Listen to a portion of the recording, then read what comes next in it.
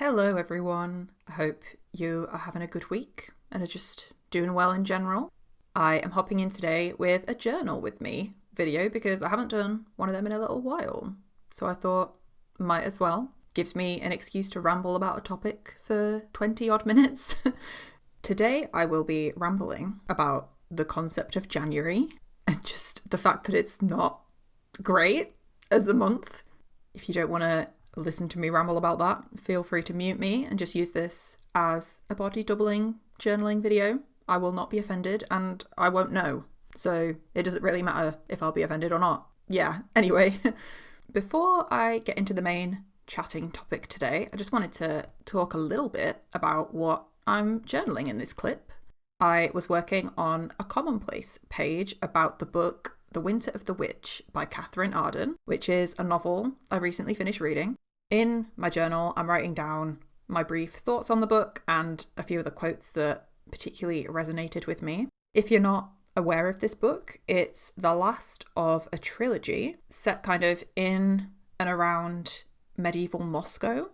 And it's kind of like a historical fiction novel that does incorporate some like real life events, meets a fantasy novel, meets like a folklore style tale, and it does incorporate a lot of the actual folklore from that region into the plot and the characters.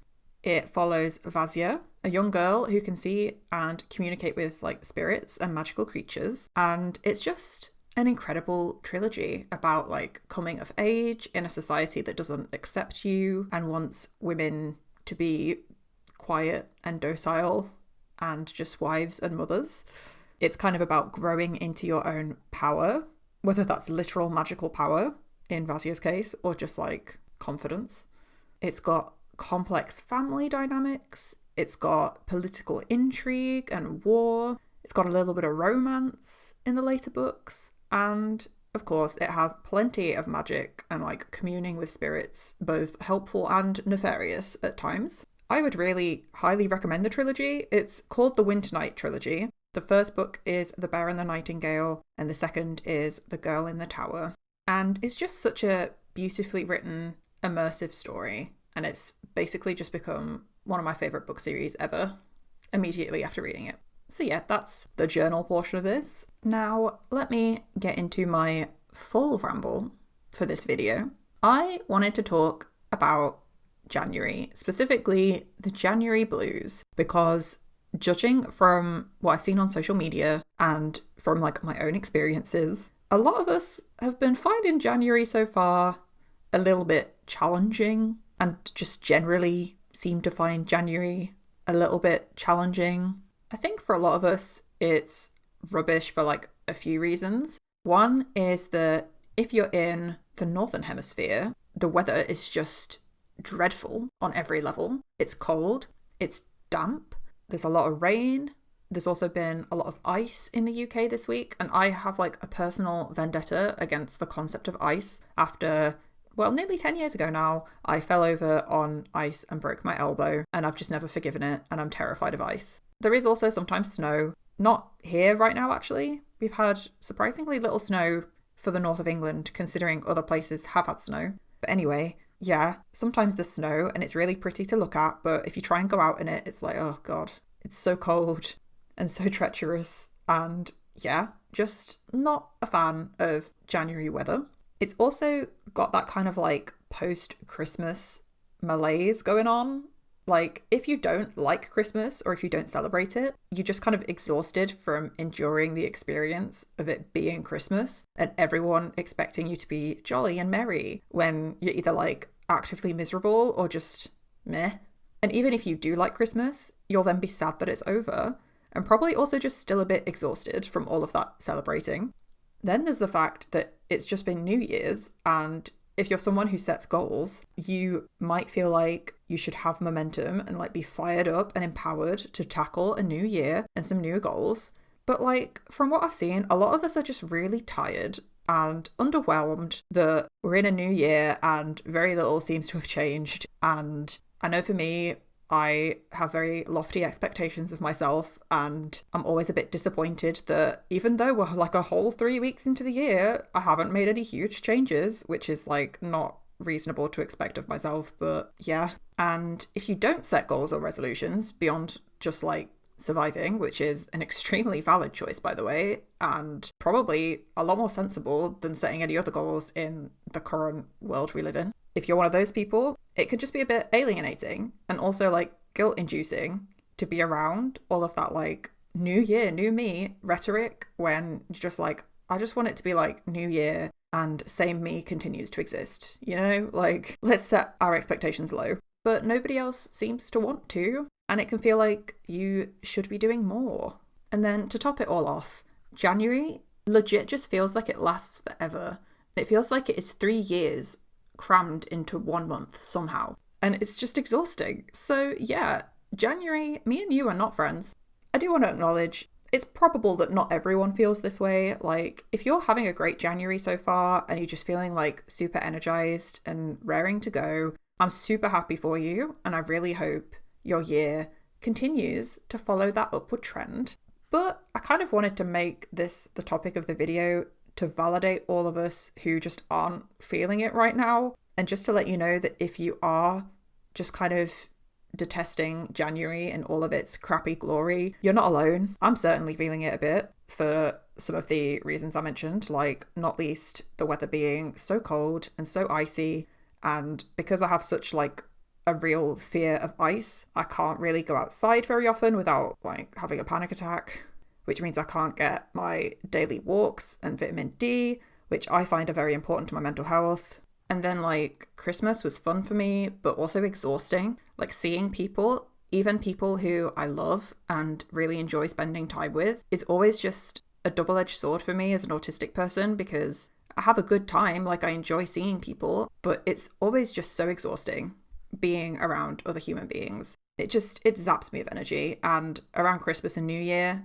there's always like a lot of stuff going on. So yeah, just dealing with some exhaustion right now. This week in particular, my energy has just been non-existent. I've been sleeping so much and then just waking up and feeling like I haven't slept at all, and it's very annoying, I won't lie.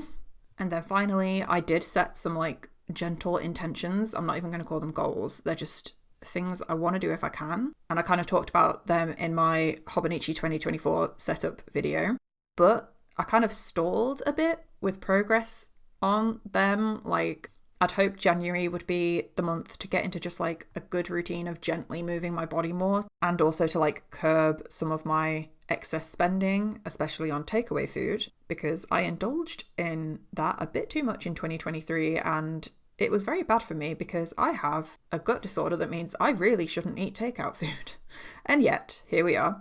I ended up not really like doing those things very much because I got a cold in the first week of January, which meant I couldn't really move my body because I just felt too ill and tired. And I broke the whole like having fewer takeaways intention because I just felt too sick to cook. And then on top of that, I wasn't able to make a YouTube video that week because I had a cold, which sucked because I enjoy doing it. And also because one of my intentions for the year was to get more consistent with posting. And then in the first week of the year, I didn't post. So that was great. All of that put together felt utterly rubbish. Like I'd somehow failed at the first hurdle when it came to my intentions, which I know is very dramatic of me because it was literally just the first week of January when all of this happened. And not being able to make progress on things in that 1 week doesn't mean I failed the whole year. I rationally know that. But one of my autistic traits is a proclivity toward black and white thinking. And I definitely slipped into that here because like in my autistic brain, even just a minor setback can feel like the whole plan is ruined. That's it. Like, just give up. It's all over. This is something that I'm trying actively to overcome because few things in life are truly black and white, but it is hard to fight that natural tendency of mine, especially when things are generally feeling a bit rubbish and I don't really have the presence of mind or energy to fight that feeling, if you know what I mean. So yeah, it wasn't a great start to the month for me, but this isn't just going to be a doom and gloom video. I do want to say it is feeling better for me. I've managed to get out of that everything is awful mindset to an extent. And I thought I'd also talk a bit about how I've kind of boosted my mood a bit and felt a bit better in case it helps anyone else. And totally fair if none of this stuff applies to you. I'm not saying you should definitely do it. I'm just sharing ideas in case one of them resonates with people. So one thing that has helped me is prioritizing going outside in like those rare pockets of slightly less terrible weather, because I'm trying to like actively acknowledge that there are going to be significant times when I can't go outside because either it's snowy or icy or raining. We've got another storm coming this week in the UK, for example, that's going to bring like super strong winds, so it's not really safe to go out. And that means I'm trying to just make the most of it when I can, to almost like make up for those times when I am going to be stuck inside a bit more. So if I've noticed that it actually looks quite sunny outside for just, the last few minutes, the ice has melted and it doesn't seem too miserable and dangerous out there, I'll just go for a walk. And that has meant going for a walk at times of day when I might not have previously, because obviously like I do have a job. I can't just walk outside randomly at all times. Like my job is flexible, but I also still have like meetings and commitments. I can't just be like not doing any work today because I just want to go bask in some rare January sunshine. Like I don't know if that would go down well, to be honest. So yeah, point of that is I've been trying to let go of like my previous rigid rules for when I would have a walk. Like for some reason in my brain, it was like afternoon is walk time. All other times of day, not walk time. And that's quite limiting. So I've been trying to broaden my horizons there and create new routines in different times of the day. So I've like gone out for a walk before I even start work if I have time. And there were even a couple of times when I went out for a walk in the evening in the dark, which I never used to do, and I appreciate is not really an option for everyone, because if you live in like a dangerous area, you don't really want to go for a walk in the dark. It's, not great. But I'm lucky enough to live in quite a peaceful, safe area, so I was like, you know what, might as well. And nothing bad did happen, and it was fine. So yeah, I'm glad that that's an option for me, but also do want to acknowledge that that's quite a privileged position to be in. Not everybody has that choice. So yeah, basically just trying to get out when I can and being kind to myself when I can't, because I can't control the weather. That is not my fault if I can't go out because it's dreadful out there. And then another thing I've been doing, which is more indoor focused for these gloomy days, is prioritizing my special interests. That means actively carving out time for commonplacing a bit more often, because commonplacing for me is often writing about my special interests, and that makes me very happy. And I think in the first couple of weeks of January, I'd not let it slide, because that makes it sound like it's an obligation or something, but I hadn't been giving myself the time and space to engage in those special interests as often as I perhaps should for my health and happiness. So I've been trying to more actively say, like, gonna have an hour every day that is just dedicated to something special interesty, whether that's commonplacing about stuff or playing Zelda. I've still made very little progress on the story because I just love running around the map doing random stuff. Guess the story has to wait. Anyway, there's that. I've been watching a lot of Digging for Britain, which is like one of my favourite TV shows. And it always comes back in January and they always put all of the episodes on all at once. So I've been watching so much archaeology. Oh, it's brilliant, honestly. History and archaeology is probably one of my biggest special interests ever. And the joy I get from watching people lift random objects out of the ground is just unparalleled for me. This time around, one of the episodes was briefly in the place where I live, and I was like, oh my god. And then one of my professors was on it from when I was at uni, and I was like, I know that man, and now he's on the TV. That's so cool. Shout out to Richard, what a legend. This got off track, as it often does with special interest stuff.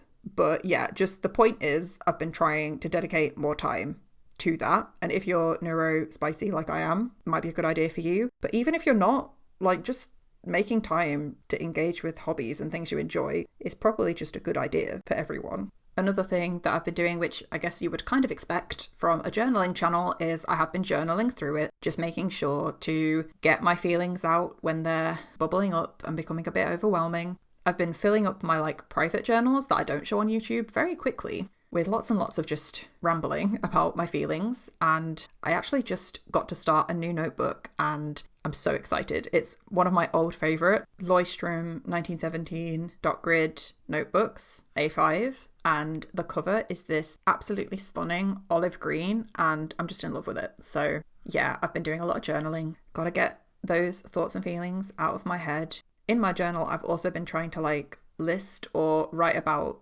things to look forward to that are perhaps not in January, just as a reminder that this endless seeming month will in fact end and fun things will happen. And I've also just tried to reframe the purpose of January for me. Instead of being this month where I have to go all in on my intentions immediately and make a ton of progress from the outset, I'm trying to reframe it as January is a time for peace, rest, and recuperation after, the holiday season. And it's there to kind of set me up for later in the year when it will hopefully be easier to work on stuff. So it's okay for January to kind of just be a recharging month and not a time to really do a lot, and then to leave actual progress on things for later in the year when everything is just less miserable. And that has actually really helped. I've felt a lot less anxious and stressed and guilty, and just I'm enjoying myself a bit more, basically, because I'm not constantly beating myself up about my lack of progress, because of course I'm not making progress. It's January. It's the worst month of the year. Of course I'm not going to make progress on literally anything, and that's fine. That is completely acceptable. And also, it's fine to not make progress or do self-improvement stuff all year round. There should be no pressure or expectation that everybody has to be working towards goals and intentions and improvement all the time, or ever. Have you seen the world we live in right now? Honestly, just existing, continuing to exist, and trying to find pockets of joy where we can is a really noble and valuable goal. So yeah, just want to put that out there, that maybe we should all just be looking after ourselves and looking after our communities and not focusing as much on productivity all the time in all the ways. So yeah, that's how I've been coping with January. If you've also been struggling a bit, I really hope that something I've said will have resonated and might help you too. And in general, I hope that things get better for you in the coming days and weeks. And if your January has been going well, hope it continues to, and that the rest of the year does as well. All right, I'm running out of footage, so I'm going to wrap things up here. Hope you all have a great week. Hope you enjoyed this video and that I didn't get on too much of a soapbox towards the end there. And I will see you in the next video when it will be the end of January. Finally, we will be reaching the end point. And that is something to be grateful for. All right, have a good one, everyone, and I will see you later.